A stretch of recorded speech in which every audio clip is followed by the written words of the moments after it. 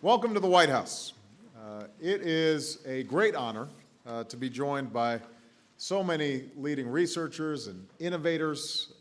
I want to give some special thanks to a few members of my cabinet, members of Congress who are here today. Secretary Gary Locke, our Commerce Secretary, is here. Members of Congress, we have Arlen Specter of Pennsylvania and Bart Gordon of Tennessee. Please give them a big round of applause for their great work.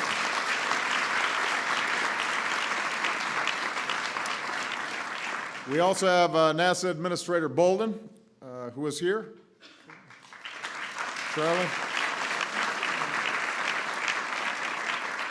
Dr. Subra Suresh, who's the director of our National Science Foundation, is here. Mr. Dave Kapos, who's the director of the Patent and Trademark Office. He was here. He may have had some work to do. Dr. Patrick Gallagher, who's the director of our National Institute of Standards and Technology. And Dr. Gary Strickling, administrator of the National Telecommunications and Information Administration. Now, the achievements of the men and women who are on stage today stand as a testament to the ingenuity, to their zeal for discovery, and to the willingness to give of themselves and to sacrifice in order to expand the reach of human understanding. All of us have benefited from their work. The scientists in this room helped develop the semiconductors and microprocessors that have propelled the information age. They've modeled the inner workings of the human mind and the complex processes that shape the Earth's climate.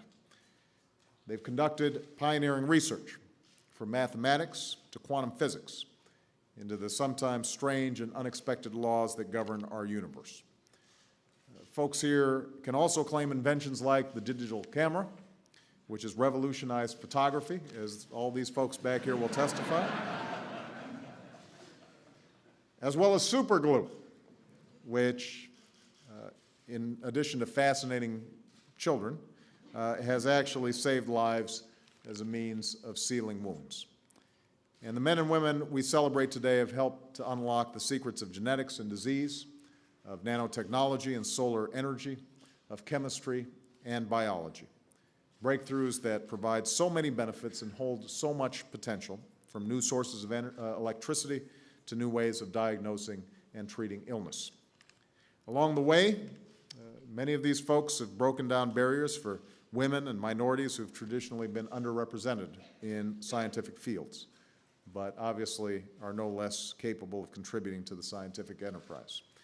Just as an example, at the start of her career decades ago, Esther Cornwell was hired as an assistant engineer, but soon after she was told that this position wasn't open to a woman. She had to serve as an engineer's assistant instead. Of course, that didn't stop her from becoming a pioneer in semiconductors and materials science. It's no exaggeration to say that the scientists and innovators in this room have saved lives, improved our health and well-being, helped unleash whole new industries and millions of jobs, transformed the way we work and learn and communicate. And this incredible contribution serves as proof not only of their incredible creativity and skill, but of the promise of science itself. Every day, in research laboratories and on proving grounds, in private labs and university campuses, men and women conduct the difficult, often frustrating work of discovery. It isn't easy. It may take years to prove a hypothesis correct, or decades to learn that it isn't correct. Often the competition can be fierce, whether in designing a product or securing a grant. And rarely do those who give their all to this pursuit receive the attention or the acclaim they deserve. Yet it is in these labs, often late at night, often fueled by a dangerous combination of coffee and obsession, that our future is being won. For in a global economy, the key to our prosperity will never be to compete by paying our workers less or building cheaper, lower quality products. That's not our advantage. The key to our success, as it has always been, will be to compete by developing new products, by generating new industries, by maintaining our role as the world's engine of scientific discovery and technological innovation. It's absolutely essential to our future. And that's why we're here today, and why I look forward to events like these. I believe one of the most important jobs that I have as president is to restore science to its rightful place. That means strengthening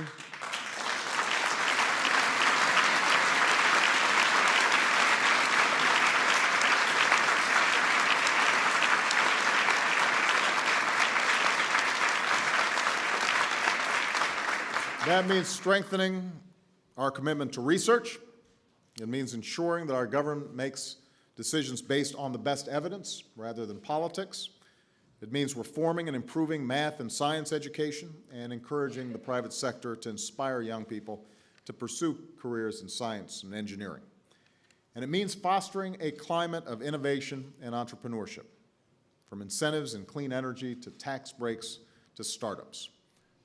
I'd also point out that's not just a job for government.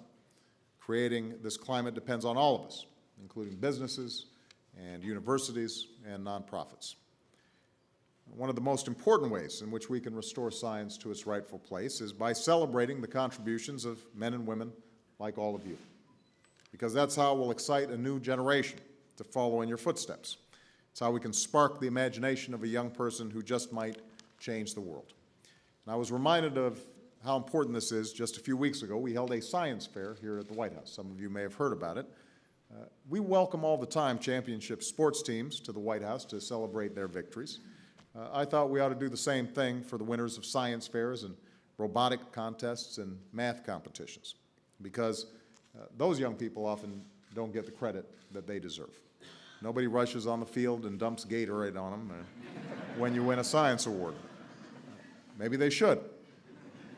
So I got to meet these incredibly talented and enthusiastic young men and women. There was a team of high school kids from Tennessee that had designed a self-powered water purification system. We had robots running all over through the state dining room. The last young person I spoke to was a young woman from Texas. She was 16 years old. She was studying biology as a freshman, decided she was interested in cancer research, so taught herself chemistry during the summer,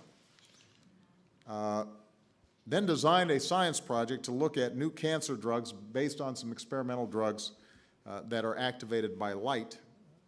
They could allow a more focused treatment that targets the cancer cells while living healthy cells remain unharmed. She goes on to design her own drug, wins the international science competition, and she told me that she and her high school science teacher are being approached by laboratories across the country to collaborate on this potential new cancer treatment. This is a true story. 16 years old, taught herself chemistry. Incredibly inspiring. And at a time of significant challenge in this country, at a moment when people are feeling so much hardship in their lives, this has to give us hope for the future. It ought to remind us of the incredible potential of this country and its people as long as we unlock it, as long as we put resources into it and we celebrate it and we encourage it, we embrace it. You know, Carl Sagan once said, "Science is a way of thinking much more than it is a body of knowledge." That way of thinking, that combination of curiosity and skepticism, the sense of wonder and the willingness to test our assumptions, it's what at root we are honoring today. It's what has spurred countless advances and conferred untold benefits on our society, and it's an idea that has driven our success for as long as we have been a nation. And I'm confident that this spirit of discovery and invention will continue to help us succeed in the years and decades to come.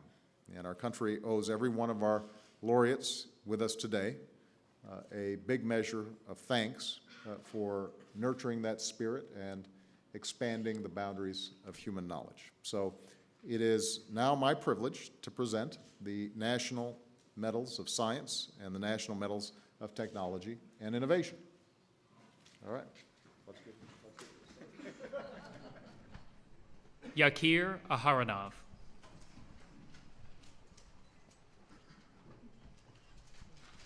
The 2009 National Medal of Science to Yakir Aharonov, Chapman University, for his contributions to the foundations of quantum physics and for drawing out unexpected implications of that field, ranging from the Aharonov-Bohm effect to the theory of weak measurement.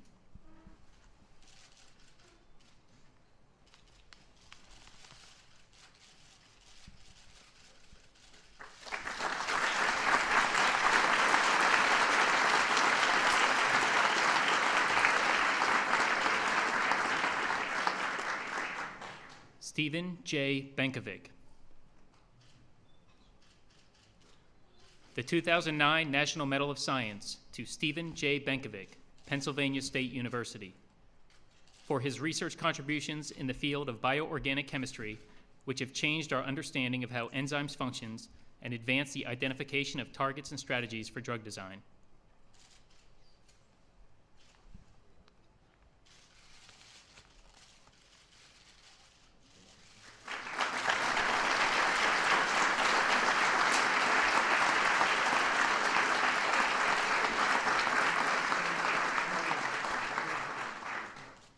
Esther M. Conwell. The 2009 National Medal of Science to Esther M. Conwell, University of Rochester, for her broad contributions to understanding electron and hole transport in semiconducting materials, which help to enable commercial applications of semiconductor and organic electronic devices, and for extending her analysis to studying the electronic properties of DNA.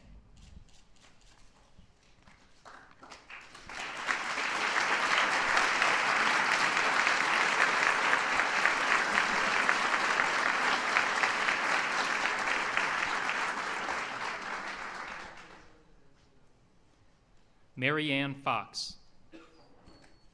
The 2009 National Medal of Science to Mary Ann Fox, University of California, San Diego, for her research contributions in the areas of organic photochemistry and electrochemistry, and for enhancing our understanding of excited state and charge transfer processes with interdisciplinary applications in material science, solar energy conversion, and environmental chemistry.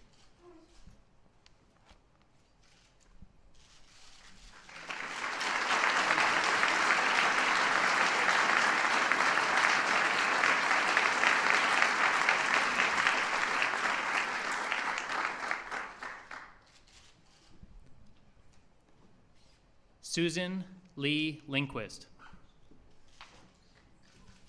The 2009 National Medal of Science to Susan Lee Lindquist, Whitehead Institute, Massachusetts Institute of Technology, for her studies of protein folding, demonstrating that alternative protein conformations and aggregations can have profound and unexpected biological influences, facilitating insights in fields as wide-ranging as human disease, evolution, and biomaterials.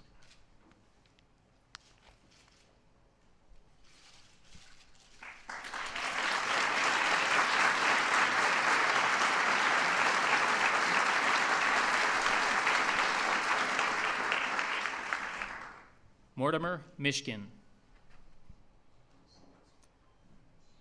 The 2009 National Medal of Science to Mortimer Mishkin, National Institutes of Health, for his contributions to understanding the neural basis of perception and memory in primates, notably the delineation of sensory neocortical processing systems, especially for vision, audition, and somatic sensation, and the organization of memory systems in the brain.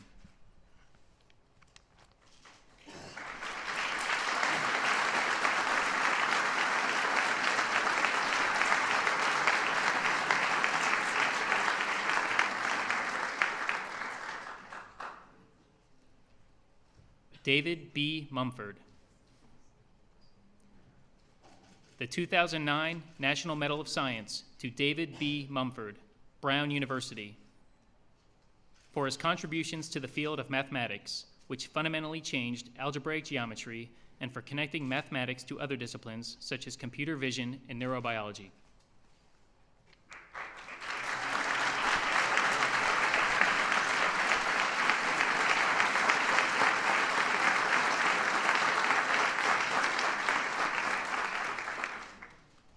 Stanley B. Prusner. The 2009 National Medal of Science to Stanley B. Prusner, University of California, San Francisco, for his discovery of prions, the causative agent of bovine spongiform encephalopathy and other related neurodegenerative diseases, and his continuing efforts to develop effective methods for detecting and treating prion diseases.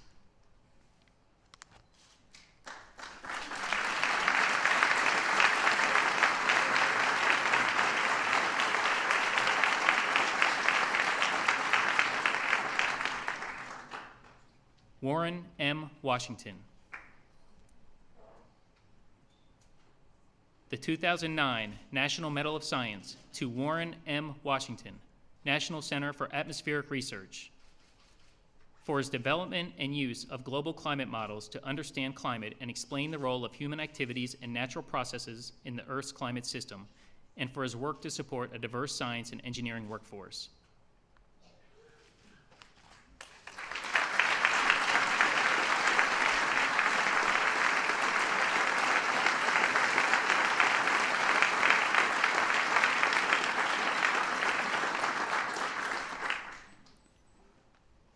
Amnon Yariv.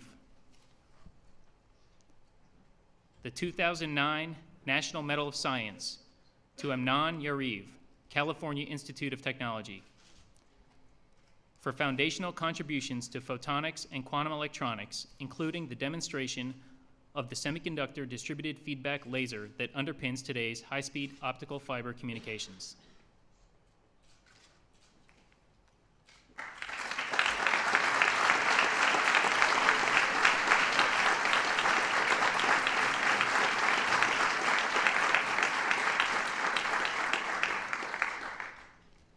Harry W. Coover.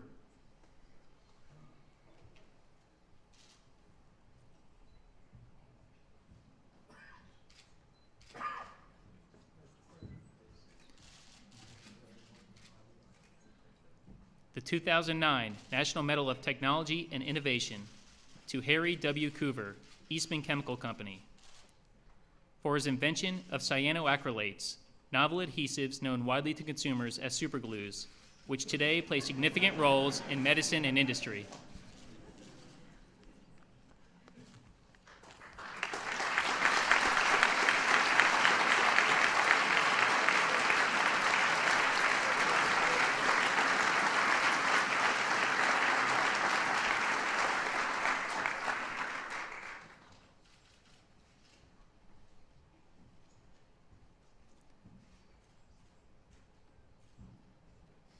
Helen M. Free.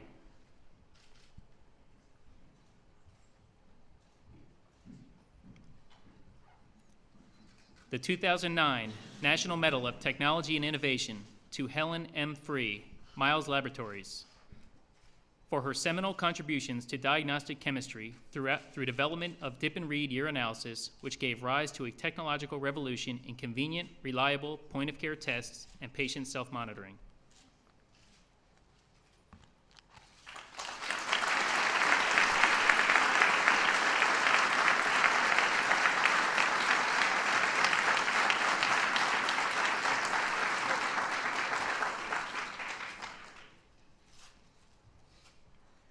Stephen J. Sasson.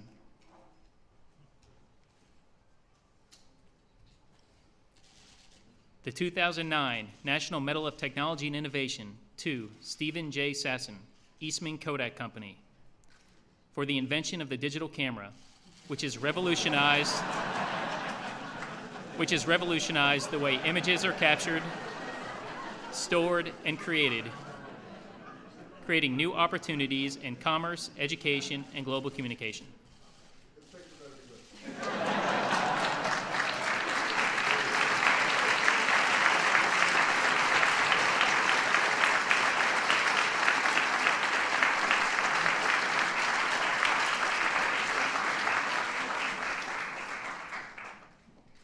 Federico Fagin, Marcian E. Hoff Jr., and Stanley Mazur.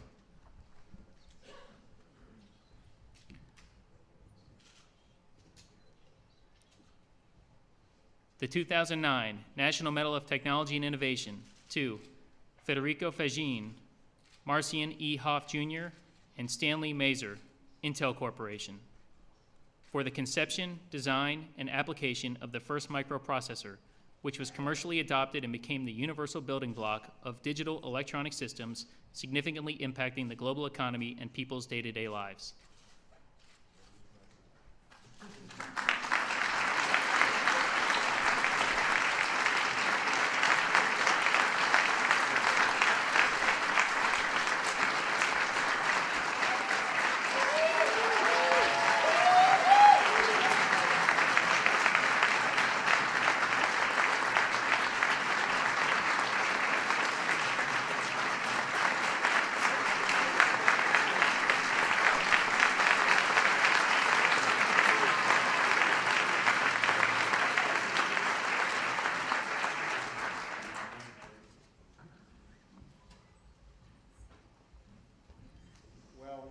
Let me make two closing points.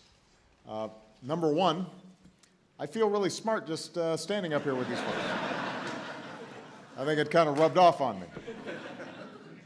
Number two, I want to congratulate our military aide for being able to read all those things.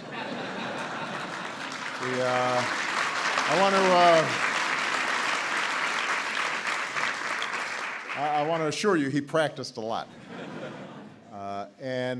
Finally, let me just once again say to all the honorees who are here tonight, you have truly revolutionized the world in ways that are profoundly important to people in their day-to-day lives, but also help to create those steps in human progress that really make us who we are as human beings. And so we could not be prouder of you, could not be more grateful to you for your contributions.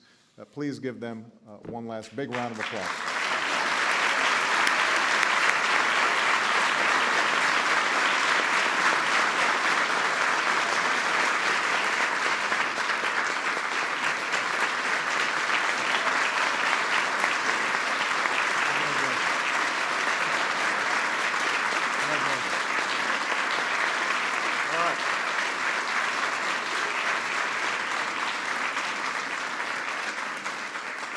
Everybody enjoy the party.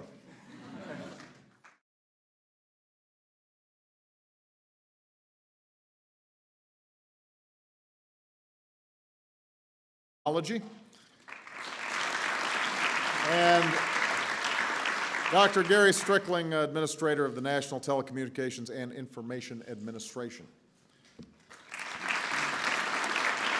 Now, the achievements of the men and women who are on stage today stand as a testament to the ingenuity, to their zeal for discovery, and to the willingness to give of themselves and to sacrifice in order the digital camera, which has revolutionized photography, as all these folks back here will testify, as well as super glue, which in addition to fascinating children, has actually saved lives as a means of sealing wounds. And the men and women we celebrate today have helped to unlock the secrets of genetics and disease, of nanotechnology and solar energy, of chemistry and biology. Breakthroughs that provide so many benefits and hold so much potential. We also have NASA Administrator Bolden, who is here. Charlie. Dr. Subra Suresh, who's the director of our National Science Foundation, is here. Mr. Dave Kapos, who's the director of the Patent and Trademark Office. He was here. He may have had some work to do. Dr. Patrick Gallagher, who's the director of our National Institute of Standards and Technology, to expand the reach of human understanding. All of us have benefited from their work. The scientists in this room helped develop the semiconductors and microprocessors that have propelled the information age. They've modeled the inner workings of the human mind and the complex processes that shape the Earth's climate. They've conducted pioneering research from mathematics to quantum physics into the sometimes strange and unexpected laws that govern our universe. Folks here can also claim inventions like, welcome to the White House. It is a great honor to be joined by so many leading researchers and innovators. I want to give some special thanks to a few members of my cabinet, members of Congress who are here today. Secretary Gary Locke, our Commerce Secretary, is here. Members of Congress, we have Arlen Specter of Pennsylvania and Bart Gordon of Tennessee. Please give them a big round of applause for their great work.